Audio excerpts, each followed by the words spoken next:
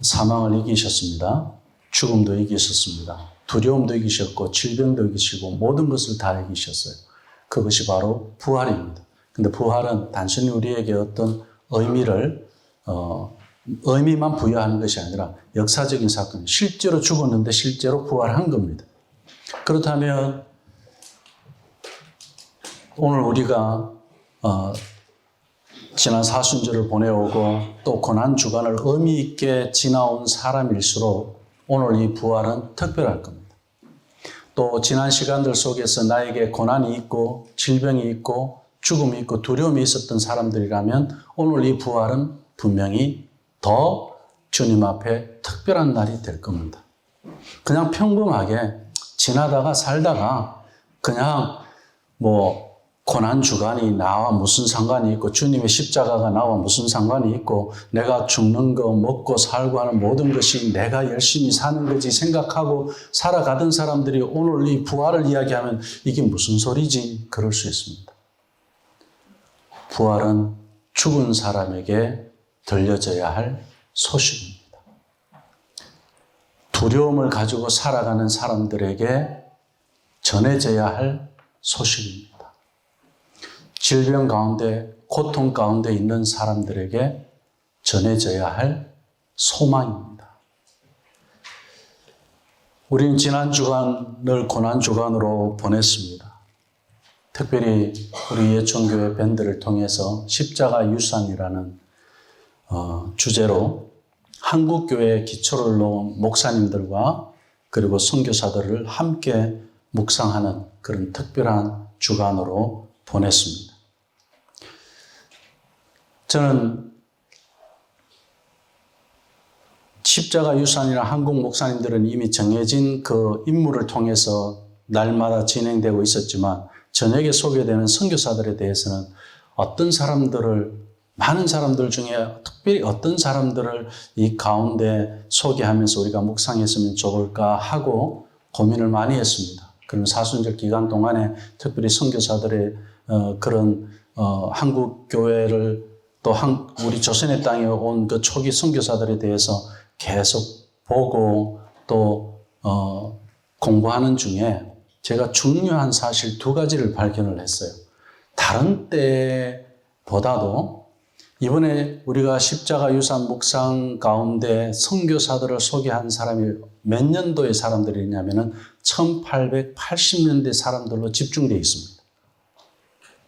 2가지 포인트를 봤습니다. 저는 우리 하나님은 역시 아브라함에게 이삭을 바치라고 했지만 그 이삭을 바치라고 하는 것은 아브라함의 믿음을 시험하기 위한 것이었고 이삭을 받고자 하는 그것보다 우리 하나님께서 어린 양을 예비하신 하나님을 아브라함에게 선물로 경험하게 하려고 이 시험을 주셨구나. 여호와 이레의 하나님을 저는 이 지난 한 주간에 우리 예천의 묵상을 통해서 같이 봤으면 좋겠다. 거기서 첫 번째 포인트가 뭐냐면은 1860년대라는 포인트가 하나 있고요. 1880년대라는 포인트가 하나 있습니다. 1860년대라는 포인트는 무엇이냐면요. 하나님께서 놀랍게도 이 1860년과 우리가 80년을 말하기 전에 1910년을 기억해야 됩니다. 1910년이 우리 조선이 어떤 날이었죠? 한일이 합병된 날이었어요. 일본이 완전히 우리 조선을 지배하는 그런 우리가 식민지로 완전히 들어가는 그 해가 1910년이었습니다. 그런데 하나님께서는 50년 전에 중국에서 존 로스라는 선교사를 통해서 조선인 상인들을 만나게 하고 그곳에서 한국어로 성경을 번역하는 일을 할 수 있도록 하나님께서는 존 로스라는 선교사를 사용하셨습니다. 그리고 일본에서는 조선 유학자인 한 사람, 이수정이라는 사람이 조선의 농업을 발전시키기 위해서 일본의 그 앞선 그런 농업 기술과 산업 기술을 배우기 위해서 갔다가 예수님을 만나게 됩니다. 그것이 계기가 되어서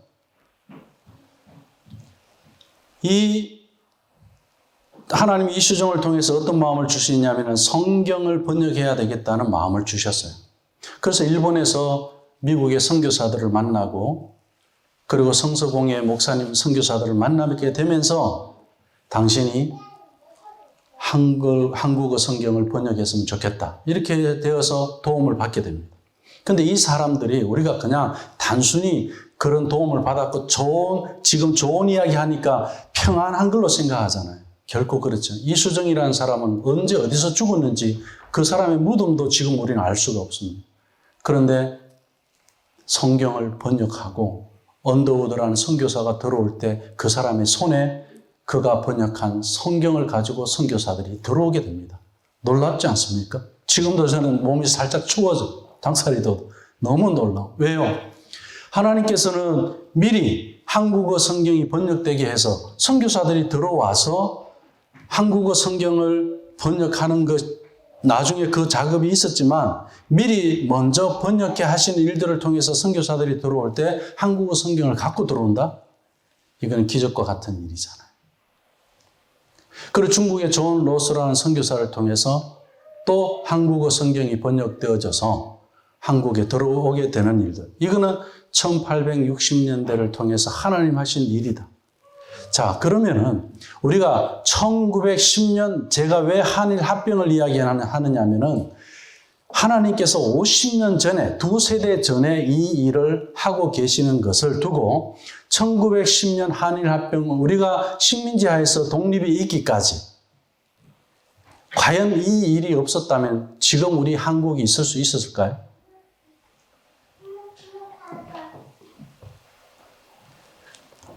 두 번째 포인트는 1880년대의 선교사들입니다. 언더우드, 아펜셀러, 게일 선교사, 이들은 전부 다 20대 초반의 사람들이었어요. 어떻게 대학을 졸업하자마자 조선은 알려지지도 않은 것이고요. 그리고 언뚠의 땅이라고 해서 모두 다가 선교지로 중국어를 선택하든지 일본을 선택하지 조선을 선택하지 않을 때였습니다. 그리고 언더우드도 원래는 우리 조선에 들어올 생각을 하지 않았어요. 그런데 그들이 하나님 주시는 마음에 우리가 선교를 어디에 가야 됩니까 하고 기도하고 있을 때 이수정이라는 사람이 일본에서 예수님을 만나고 나서 보니까 미국의 선교사들을 보게 되잖아요. 거기서 만나게 되면서 미국의 전역에다가 편지를 써요. 하나님의 종된 이수정은 바울처럼 그렇게 편지를 써요. 우리 조선의 땅에 선교사를 보내달라고 편지를 써요. 그 편지를 언더우드가 보게 된 겁니다. 그래서 언더우드가 조선으로 들어오게 됩니다. 장로교의 출발이 바로 이 언더우드 선교사가 들어오면서 한국의 장로교회가 시작됩니다. 게일 선교사는 우리가 잘 아는 토론토 대학 출신입니다. 그리고 캐나다 사람이에요. 아펜셀러 선교사 80년대에 한국에 들어가서 이러한 사람들이 배제학당을 세우고 학교 설립을 하고 그리고 사형 선고를 받았던 이승만 같은 사람을 그 젊은이를 미국으로 유학 보내서 해외에서 조선의 독립을 위해서 미국에서 활동할 수 있도록 하나님께서 곳곳에서 그리고 그 배제학당의 출신들을 통해서 어떻게 해요? 조선의 독립을 위해서 싸울 수 있는 인재를 그곳에서 배출해냅니다.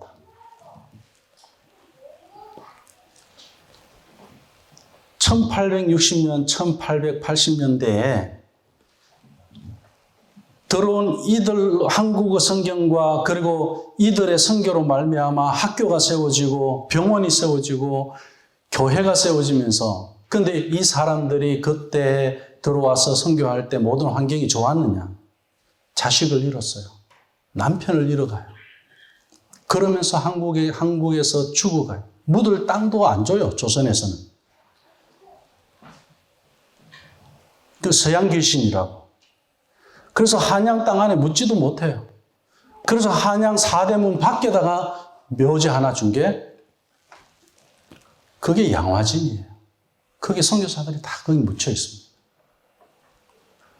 왜 이들이 그렇게 조선에 들어와서 자기들이 가족을 잃어가면서까지 조선을 불쌍히 여기고 조선의 땅에서, 그리고 예수를 직접적으로 전하고 복음을 전하는 일은요, 그때 허락되지 않을 때였습니다. 그리고 또 그 활동이 자유롭게 보장되지 않는 그 상황에서 그들이 왜 조선의 병든 사람들과 함께, 또 소외받는 여자와 아이들과 함께, 죽어가는 그들과 함께 살아갔느냐는 거예요. 그들에게 부활하신 예수님이 없었다면 어떻게 그런 일이 가능했겠습니까?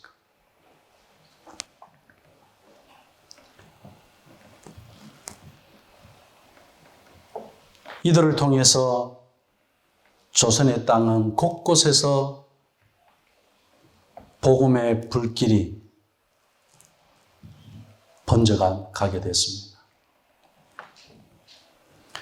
그 결과 한일합병이 있는 그 시점에 선교사들이 세운 그 학교에서 서재필도 나오고,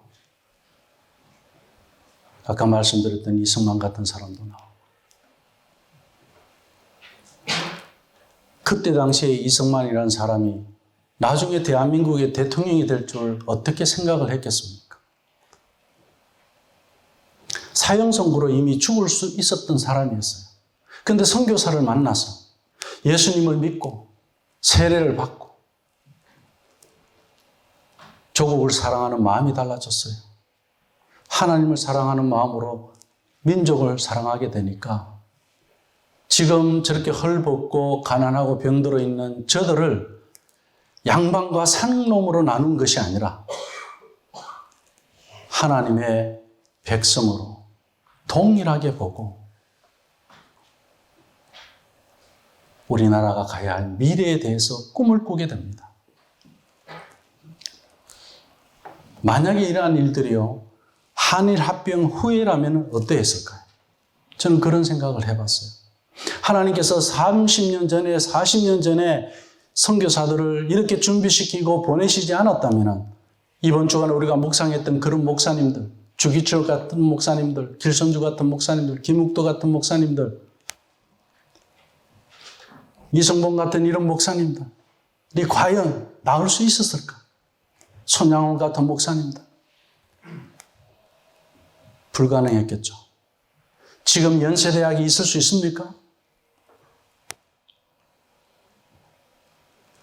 선교사들이 다 자기들 재산, 자기들 이익을 쫓아가지 않고 우리 민족을 위해서 땅을 구입하고 건물을 세우고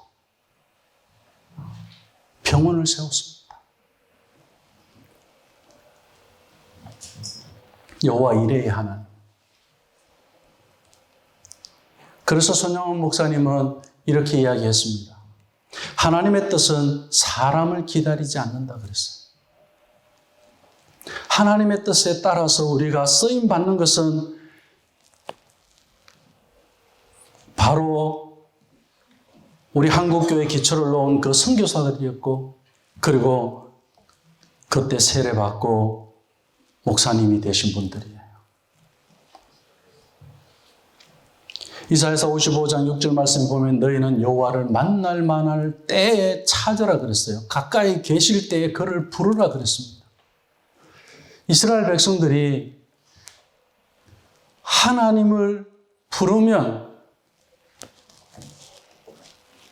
찾을 수가 있는데 지금이 하나님을 만날 때인데 지금의 이 고난의 때가 지금 내가 죽음의 그 두려움 앞에 있는 이때가 하나님을 만날 때인데 찾지를 않는 거예요. 한국교회의 기초를 놓은 그들에게 부활하신 예수님은 고난 중에 있는 자신과 가족 그리고 민족의 소망이었습니다. 지난 금요일 날 우리가 성금요일에 함께 나눌 말씀이 주기철 목사님 마지막 설교였습니다. 기도로 하는 설교였죠. 우리가 눈물 없이 그 내용을 읽어갈 수 없습니다. 예수님을 믿는 사람이라 죽음을 두려워하는 것을 우리가 그대로 느낄 수 있습니다. 내가 믿음이 있다고 해서 그 고문을 피할 수가 없어요. 죽음을 피할 수가 없어요. 그러나 그 고문과 고통과 두려움과 그 죽음을 이기신 주님 때문에 나도 주님의 그 길을 갈 수 있도록 나에게 담대함을 주세요 하고 기도하고 있어요. 그리고 가족도 부탁하고 성도들도 부탁하고 믿음 안에서 함께 고난의 길을 걸어가는 그들이 얼마나 큰 힘이 되었겠습니까? 그들은 하늘의 권세와 땅의 권세를 하나님 아버지께로부터 받고 마음을 다했고 뜻을 다했고 생명을 다하고 힘을 다해서 복음을 전했던 사람들이에요. 그 앞에 있는 두려움들, 그 죽음이라 할지라도 그 어떤 고문이라 할지라도 그들에게 있어서는 주님의 고난에 동참하는 일이었어요. 영광이었습니다. 주님께서는 그들의 모든 수고를 기억해 주십니다. 고린도전서 15장 58절 말씀에 보면 그러므로 내 사랑하는 형제들아 견실하며 흔들리지 말라고 그랬어요. 항상 주의 일에 더욱 힘쓰는 자들이 되라고 했어요. 흔들리면요 주의 일에 힘쓸 수가 없어요. 이는 너희 수고가 주 안에서 어떠하지 않은 줄로 알미라 헛되지 않은 줄로 알미라 그렇게 말씀하셨어요.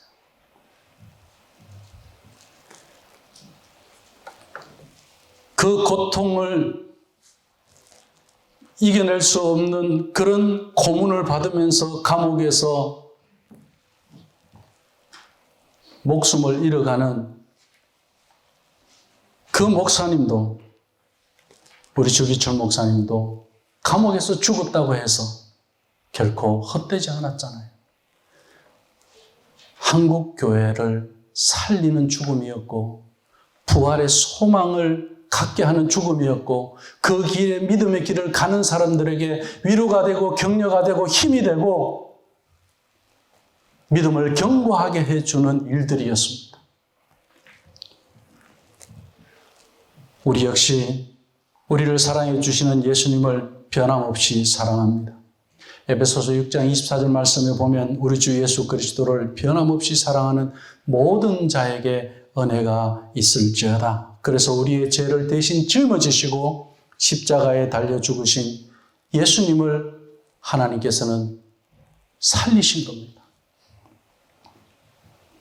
사도행전 2장 23절 24절 말씀에 보면 그가 하나님께서 정하신 뜻과 미리 아신 대로 내준 바 되었거늘 너희가 법 없는 자들의 손을 빌려 못 박아 죽였으나 하나님께서 그를 사망의 고통에서 풀어 살리셨으니 이는 그가 사망에 매여 있을 수 없었음이라. 우리 예수님께서 우리와 같은 몸으로 십자가에 달려 죽으셨으나 부활하실 때는 부활의 몸을 가지셨습니다. 부활의 몸은 어떤 몸이었습니까? 저는 금요일 저녁에 아이들과 가족이 함께 패션 오브 더 크라이스트 지저스 크라이스트 그 영화를 같이 봤어요. 예수님의 그 살이 찢겨나가고 그 가시 면류관을 쓰신 그 머리에서 피가 흘러내리고 또 침뱉음 당하고 조롱당하고 그리고 십자가를 지고 갈 수 있는 그런 힘도 없음에도 불구하고 그 십자가를 지고 가시는 그 모습은 내가 져야 할 십자가였어요.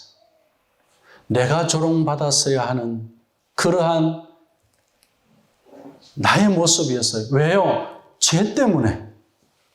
우리는 하나님으로부터 버림받았고 저주받았고 우리는 영원한 죽음으로 가는 그런 사람들이었잖아요. 우리 예수님의 그 십자가는 더 이상 우리를 죽음의 길로 갖지 않도록 막으시는 십자가였었고 그분이 맞으시는 채찍은 우리를 구원하시기 위함이었고 그분이 십자가에서 흘린 그 모든 피가 우리의 죄를 씻으시는 거였어요. 우리의 불평과 우리의 부정과 우리의 못난과 우리의 질병을 치료하시고자 그분은 십자가에서 죽기까지 하시면서 아버지여 저들이 알지 못하고 그렇습니다. 우리는 한순간 한순간 매일매일 믿음 생활을 하면서 아버지여 알지 못해서 그렇습니다. 불쌍히 여겨달라고. 그것이 사랑입니다. 우리도 그렇게 고백할 수 있는 사람이 된 거예요. 그렇게 고백할 수 있는 믿음의 사람이 된 거예요. 그래서 우리도 주님의 십자가의 삶을 우리도 살아갈 수 있는 그런 믿음의 사람이 된 겁니다. 그래서 조롱을 두려워하지 않아요. 그리고 죽음을 두려워하지 않아요. 그리고 우리는 그 어떤 핍박과 고난도 두려워하지 않습니다. 왜냐하면 한국의 이 교회의 기초를 쌓았던 그런 선교사들도 그러한 삶을 살았고 초대교회 목사님들도 마찬가지였고 그들 안에는 그 예수님은 십자가에서 죽으셨으나 부활하신 주님이십니다. 마찬가지로 내가 믿는 예수님도 동일하게 고문 가운데 죽어가신 그 목사님들이 믿는 그 예수님과 내가 믿는 예수님이 다른 예수님이 아니잖아요. 그 예수님이 내 안에 있는데 그 예수님이 나 안에 계신 그 예수님을 통해서 나의 그런 모든 죄가 사함을 받은 줄로 믿습니다. 육의 몸으로 심고 신령한 몸으로 다시 살아나는 육의 몸이 있은 적도 영의 몸도 있다라고 말씀하셨어요. 우리 예수님은 이제 영의 몸으로 영인데 몸이 있다고 그랬어요. 영의 몸으로 부활하셨습니다. 고린도전서 15장 44절 말씀에서 그렇게 말씀하셨죠. 그런데요, 그 피를 흘리시고 온몸이 그렇게 채찍에 찍혀나가시는데 살점이 찍혀나가시는데도 불구하고 부활의 몸은 어땠습니까? 여전히 십자가의 못자국을 갖고 계셨습니다. 그리고 창자국도 있었습니다. 만지고 확인할 수 있는 몸이었어요. 그런데 영이다 보니까 어떻게 해요? 문을 열고 들어가지 않고 그냥 통과하셨어요. 우리가 부활할 때 영광의 몸이 그렇다는 것을 보여주신 거예요. 얼마나 감사한 일입니까? 얼마나 넘은 제자들이 그 모습을 봤을 때 그들은 더 이상 이제는 내가 십자가에서 거꾸로 매달려서 죽어도 나는 부활의 몸이 되어서 영의 몸이 되어서 다시 살아나는 그것을 믿는 그들의 믿음이 죽음을 이겼다는 거예요. 우리 믿음은 그런 믿음이에요.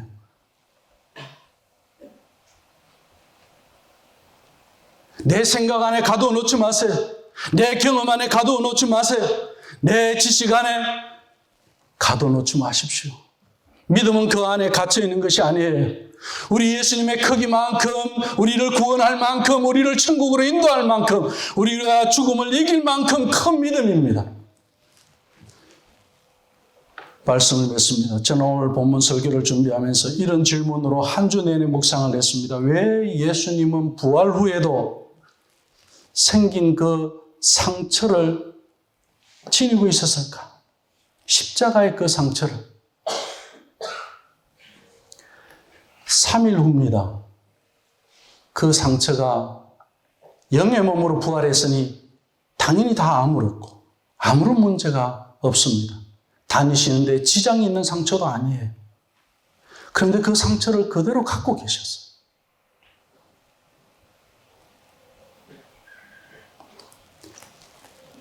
부활에는 십자가가 들어 있습니다. 예수님의 손과 옆구리는 십자가와 부활을 동시에 증거하고 있습니다. 부활만 있는 게 아니에요. 십자가가 있는 거예요. 부활하셨기 때문에 십자가가 도리어 영광의 상처가 되었습니다.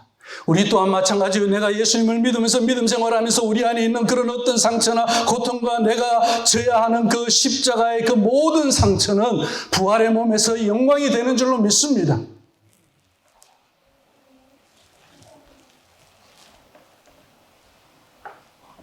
십자가에서 끝나는 것이 아니에요. 부활까지 도달해야 합니다. 부활은 모두에게 위대한 십자가 일꾼으로 준비하게 할 것입니다. 감옥에서 죽어가는 그 목사입니다. 손양원 목사님은 자기 두 아들을 죽인 그 살인자를 양아들로 삼았어요. 십자가와 부활이 없다면 어떻게 그 일이 가능했겠습니까? 손양원 목사님의 딸이 이야기합니다. 아버지, 용서는 좋습니다. 그런데 사랑은 안 된다 그랬어요. 오빠들을 죽인 저 사람을 용서하는 건 아빠 나도 이해해. 그런데 아들로 삼아서 내 친오빠를 죽인 그 사람을 두고 내가 평생 오빠라고 부르게 하는 거, 그거는 아버지 나에게 그 짐까지 지우지 마세요. 그래. 용서는 오케이입니다. 그러나 내가 사랑은 할 수 없어요. 그랬어요. 시간이 지났을 때 그 딸이 이야기합니다. 십자가에는, 부활에는 십자가가 있다는 거예요.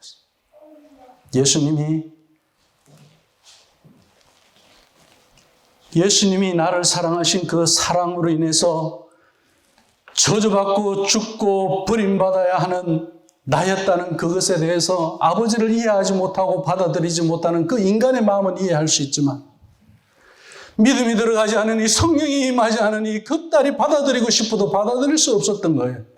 부활의 신앙이란 그런 겁니다. 우리 주님이 보내주시는 성령을 받아야 돼요. 우리가 지식으로 그 부활의 신앙을 경험할 수 없는 거예요. 왜냐? 십자가가 있기 때문에 그래요. 십자가가 있기 때문에.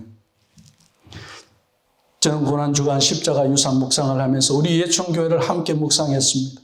일본의 그 식민 통치 아래 있을 조선의 땅과 백성을 두고 그들은 민족의 소망을 보여줬습니다. 어떻게 하면서요? 죽으면서, 고난당하면서, 고문당하면서 부활의 복음을 전했습니다.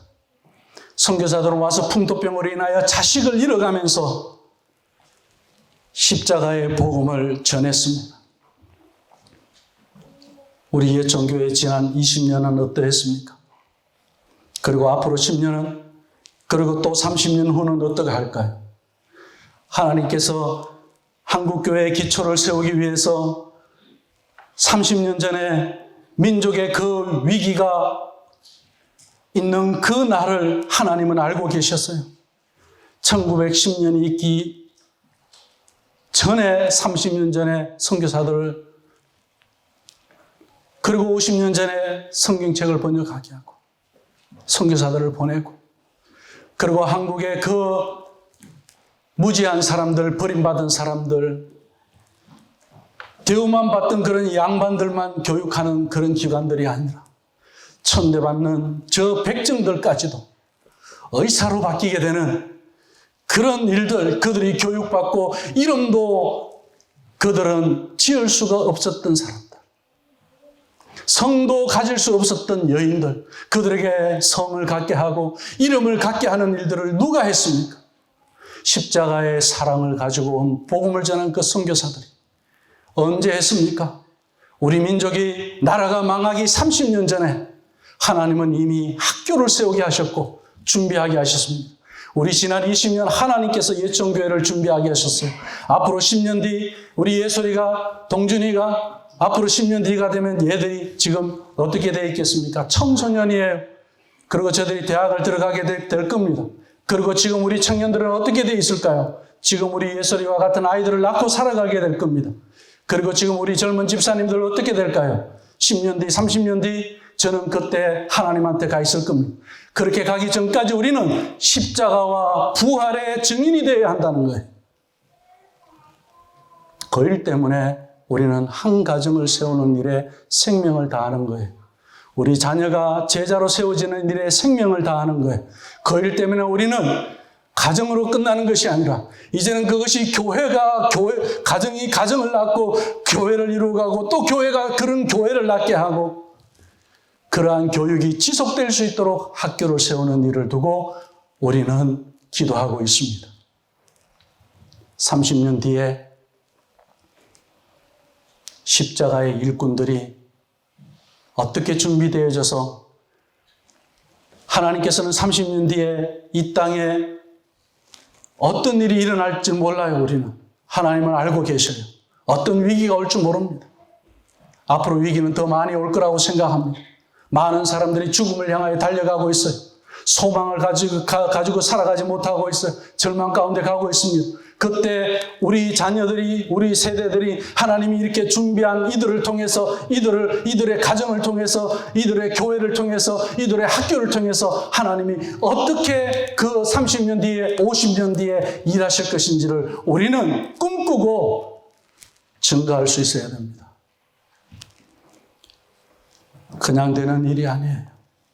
예수님의 영광스러운 그 부활의 몸처럼 십자가와 부활의 증거가 함께 있는 제자를 준비하는 우리 예수정교회가 되시기를 주님의 이름으로 축원합니다.